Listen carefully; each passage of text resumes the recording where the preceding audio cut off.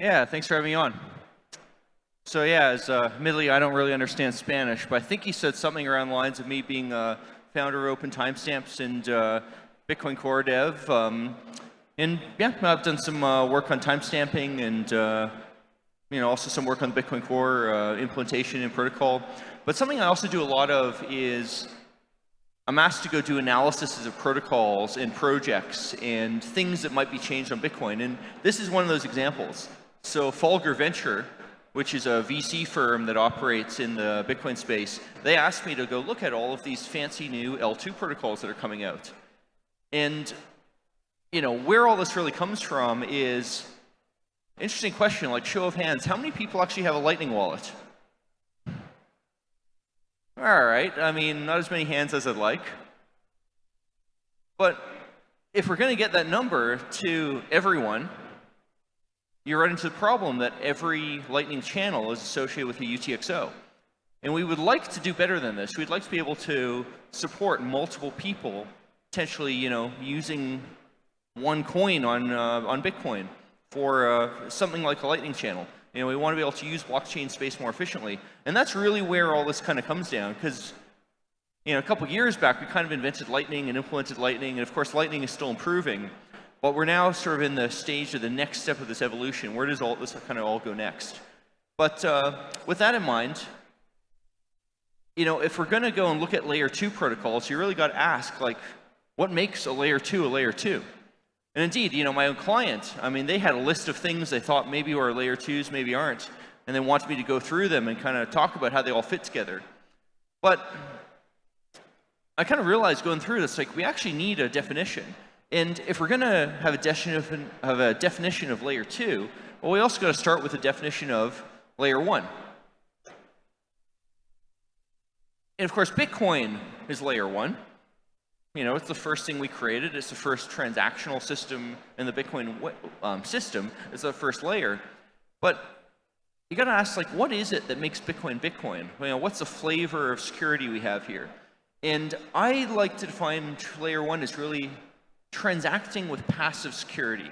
And what's interesting about Bitcoin is if you own a Bitcoin, or maybe a little less than a Bitcoin, depending on how rich you are, in 10 years, provided you've kept your private key safe, it's going to still be there.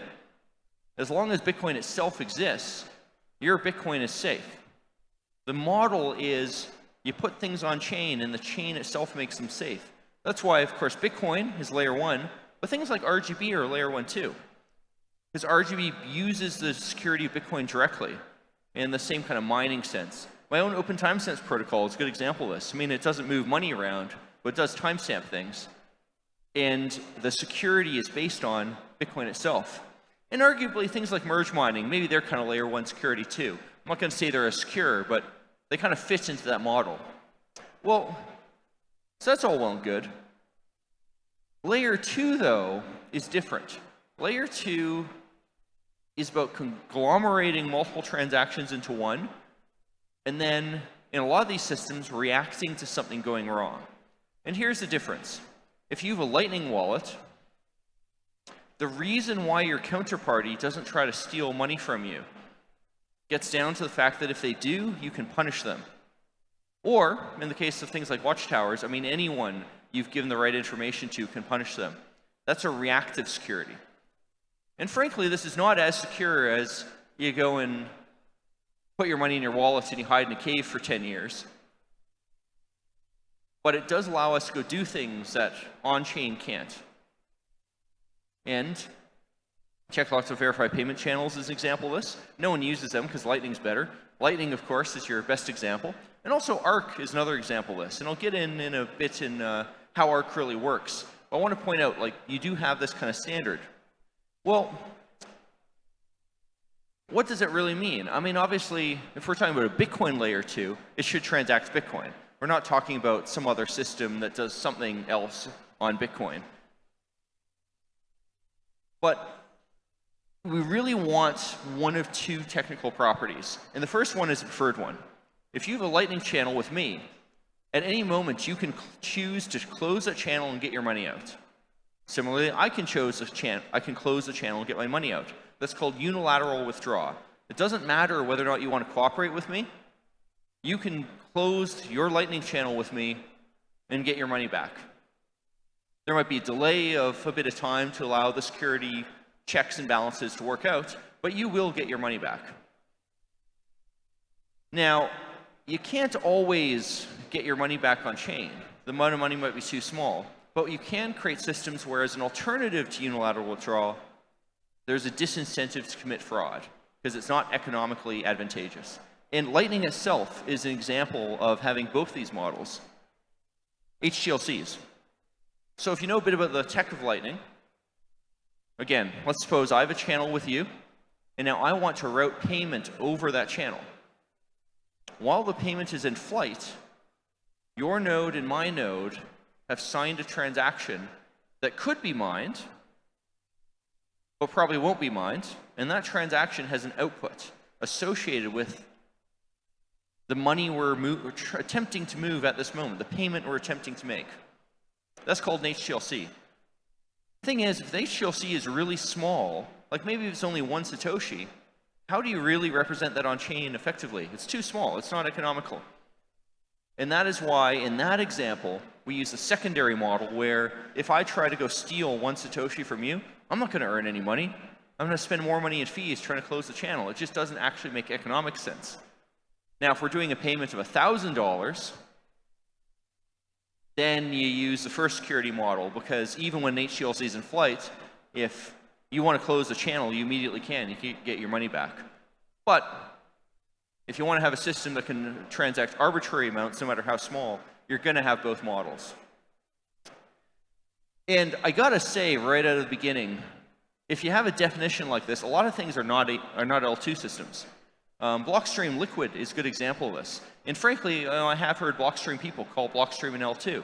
But what is the security model of Liquid? Well, it's a bunch of banks, really, fiduciaries as they call them, that collectively sign transactions. Let Argentina's economy go over our heads. But, all right, plain's enough. But because Liquid, they're signing transactions that move money around, it does not fit our definition of unilateral withdrawal. You have to ask them to get your money back. It's also not clearly economically unprofitable to try to steal that money. Certainly not within the system. I mean, how exactly do we make the Liquid fiduciaries not steal our money? Well, we do it with guns. We do it with the police. We do it with the court system. They don't steal our money because outside of the context of Bitcoin, there's consequences. But, you know, I'm a tech guy. I'm not a legal guy. I want to talk about the consequences within the system, and that's why Liquid is not an L2 by my definition. Now, you may have heard of Cashew, and that's a very clever way to move money around in a trusted system with very good privacy. But again, the money is held by a third party. It's not your money. You are asking them to get your money back. State chains is interesting because I'm not going to go into exactly what it is or how it works, but state chains is this interesting property where if your counterparty has been honest up until this point in time, they can't steal your money. But if your counterparty was being dishonest all along, they can steal your money. And state chains is interesting, state chains is valuable, but still not an L2, because as though it's better for them to sometimes not be able to steal your money, I want them to never be able to go and steal your money profitably. Simple as that. But, you know, my client did ask me to look at state chains, and, well, that's why I wound up covering it. So, there we go. So if we're going to have an L2 where more than one person shares one transaction, we're really going to need some way to implement a protocol to decide how that output can be spent. All right, you have a coin, 10 people own part of that coin. How exactly are you going to take that coin and split it up? Well, this is where covenants comes into play. And a covenant is really a way of restricting how a Bitcoin can be spent that isn't as trivial as just which key can sign it. Now, an example of a covenant that in fact Lightning already uses is pre-signed transactions. Because if you and I have a Lightning channel, and in the context of that protocol, we've signed a few transactions spending that money, in a way, the transactions are covenants. They are a way of spending the money, but they're constrained. You know, it's a transaction. It can only do the thing that it does. You can't modify how it does that. Check template verify is an opcode proposal. That's a little like a pre-signed transaction, but it's more implemented as a hash. So the template in check template verify refers to the template that the spending transaction must match. It's like saying, I have some money, I will commit in advance that can only be spent by splitting it between Alice and Bob. And the amount that goes to Alice and the amount that goes to Bob is this. And we take all that data, we hash it up, and that gets you a hash digest. And that hash digest, that goes in the script controlling how that money can be spent. And mathematically, what's interesting about this is not based on a key, right? We're implementing this directly. So you know that if that digest and that opcode is in the part of the script controlling the money, that's the only way it can be split up. Now, when I get to ARC, I'll explain a little bit how this might be used. But long story short, this has been a proposal for a few years, and could get implemented. Now, opcat is kind of funny because all it is a concatenation operator. It says, let's take two strings, let's take two bits of data, and let's smush them together. All right, let's turn 2 bits of data into 1. Well, why can that be a covenant? Well, because in the Bitcoin scripting language, you can build up the transaction that you're going to make to spend the money in the scripting language and then validate that it matches the one that actually spends the money. It's a little convoluted, but what's cool about opcat is if you have that ability, you can do all kinds of stuff. You can build up that transaction in many, many different ways, and you basically add all kinds of logic to Bitcoin.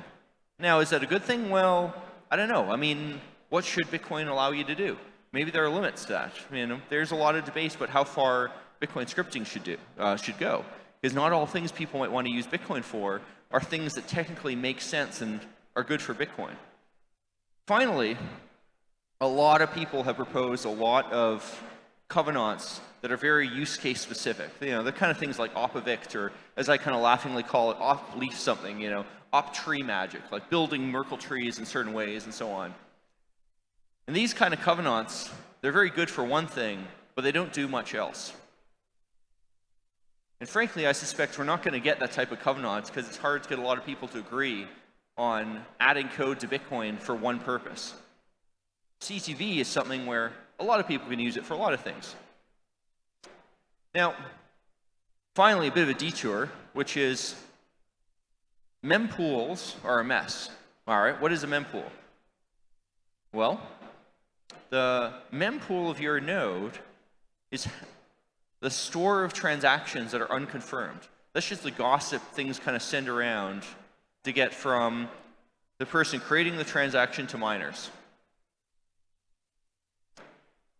And the problem with L2 protocols is the security model of L2s relies on reacting to something happening. So, again, I have a Lightning channel with you. You do something. You put a state on chain that's invalid, that would steal money from me. To fix this problem, I have to get a transaction into mempools, and then from mempools to miners, and eventually into a block.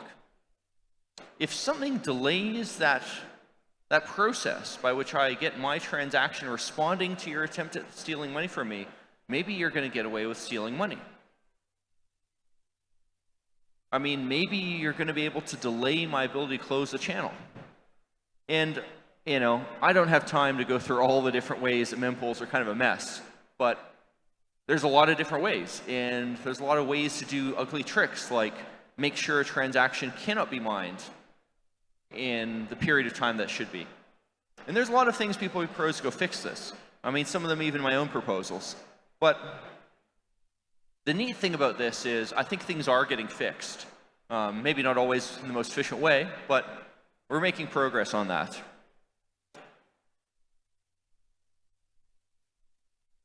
So yes, why do we want better L2 systems than Lightning? And I kind of introduced that bit at the start, but let's go over the numbers. So right now with Lightning, there is enough chain space that if you devoted 90% of all blocks opening Lightning channels, you could open about 1.1 billion Lightning channels per year. Now, another way to go look at it is, let's suppose that you wanted to modify the capacity of Lightning channels. How many could you modify per year with that much block space? It turns out to be roughly like 400 million per year. So an interesting question is, well, how many people might have Lightning channels to begin with? I mean, the world population is, I don't know, 8 billion, 9 billion or something. I have to go look it up. But the world population is not the number we're looking at.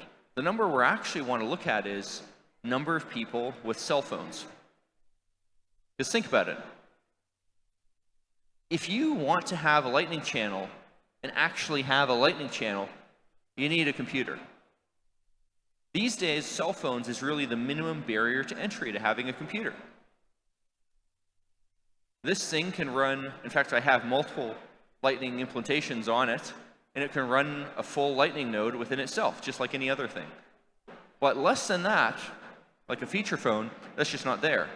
Well, estimates vary, but roughly 4 to maybe 5 billion people have cell phones. So interestingly, I know maybe that's enough. Maybe we have enough space for channels, but maybe we don't.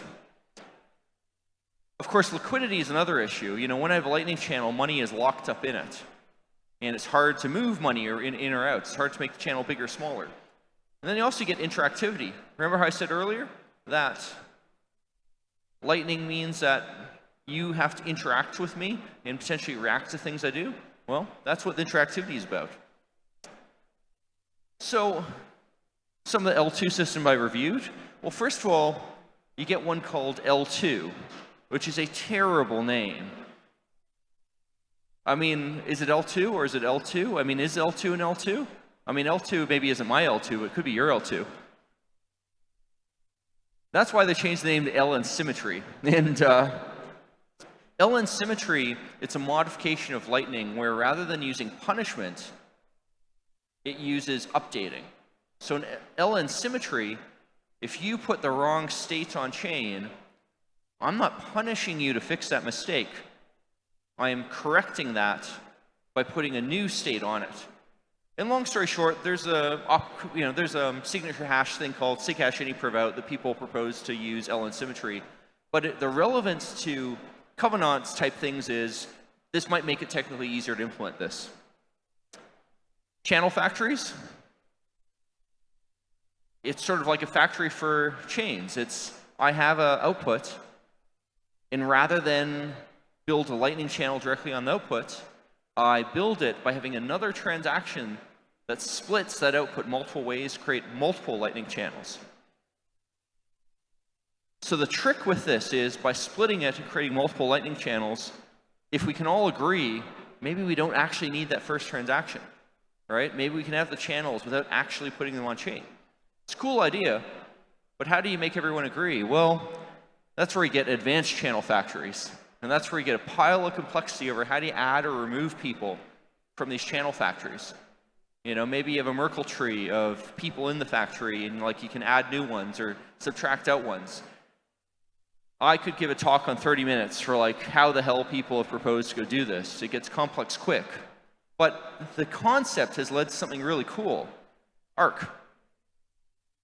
Arc is probably the first L2 I've seen that is not the Lightning model that seems reasonable, might work. Arc says, why don't we trade virtual UTXOs instead? Right? Why don't we have money tied up in UTXOs, in coins, if you will, that aren't real yet but could be? And the way Arc works is, imagine I am the Arc service provider. I'm the guy who coordinates everything. Everyone in this room could have a coin, a virtual coin, virtual UTXO, part of my coin, and then the trick is we use covenants to take my money and split it up if needed. Right? So there's, I don't know, 200 people in this room. I have one coin valued, maybe $1 million.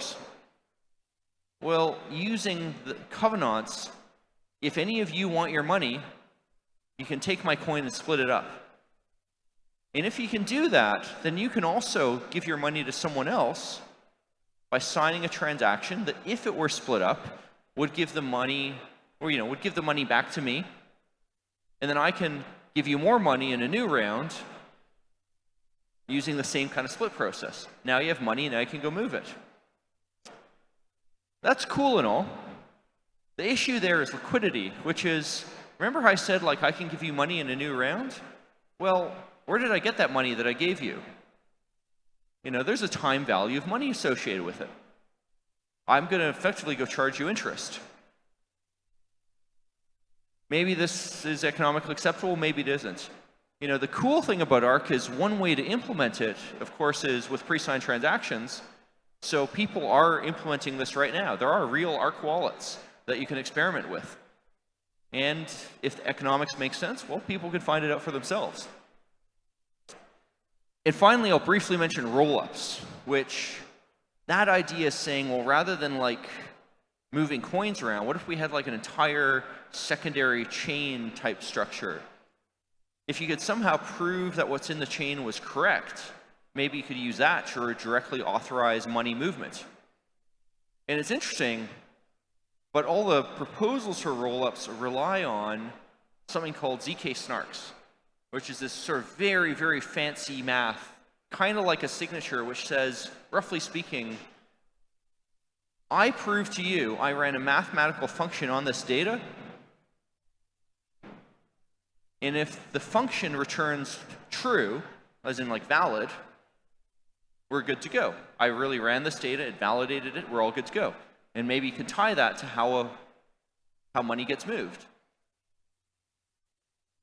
The problem is this stuff is kind of early, and whether or not these things are really L2s is kind of up for debate. Not to mention it's not really clear how well the math behind this actually works in practice. Things like ARC are a lot simpler, but maybe in the future we'll use roll-ups, we'll see. So,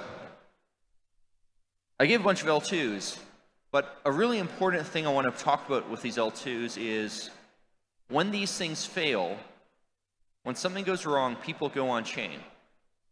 And the more people you try to have using Bitcoin, the bigger the ratio is between the data that you need on chain for normal operation and the data you need on chain for a failure. Now, obviously, if enough people want to go on chain at once, you run out of space. There's only so much block space. With Lightning, that's naturally limited by the fact that unless you try to defraud me, I don't have to do anything. Our Lightning channel can just sit there indefinitely. I don't need to do anything unless you do something first. With ARC, it's not so clear. ARC has a timeout. ARC, I have, say, 4 weeks to go do something with the money, or the service provider can get it back. And we have to think very carefully in Bitcoin, how we deal with this. It may be that we'd be better off not implementing opcodes yet and letting Lightning play out more, but we'll see. So, the path forward, what should we adopt? Well, there's a lot of options, and they do a lot of things, but what I really want to get down to is, the way I looked at this in my paper is ask the question, what's something simple that gets us benefits that doesn't get us unknowns? Of course, nothing at all is a good idea there, but it doesn't get us benefits.